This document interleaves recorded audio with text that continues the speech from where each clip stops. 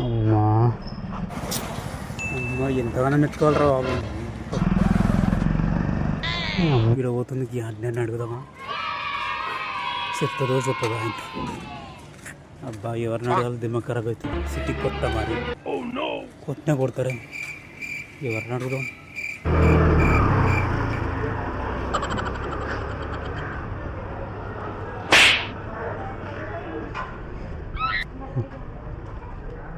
Brother ఒకటి ఏంటంటే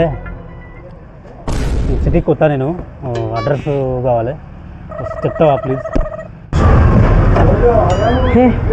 అడ్రసా చెప్తా. ఎండలో వాడు వచ్చినట్లుండవు.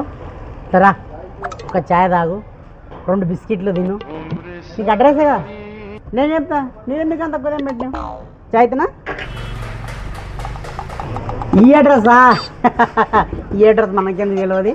చక్కగా పోయి మన కుడి పక్కకి తిరుగు, ఒక బిల్డింగ్ అనిపిస్తుంది, పార్వతమ్మ నిలయం అని ఉంటుంది.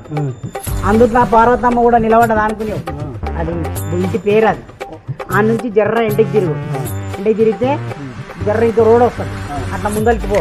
ముందరికి పోయినాక మన ఎడమ పక్కకి తిరుగు. ఎడమ పక్కకి తిరగంగానే సాకపోతే నల్ల బోర్డు వస్తుంది. ఈడ ఇటు ఉండడా అనుకునేవు, అది శ్మశానం రా నాయన, ఆడ లేడు.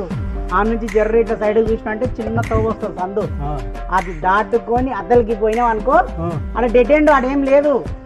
అరే నీ అమ్మ అనుకొని నువ్వు ఇట్లా జర్ర మళ్ళీ కుడిపక్క తిరిగినా అనుకో, మన నరసింహం అనే ఒక నిలయం వస్తుంది.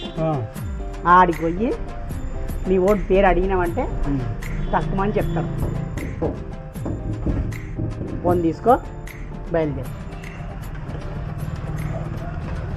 ఓకే రైట్, మంచిది. మరి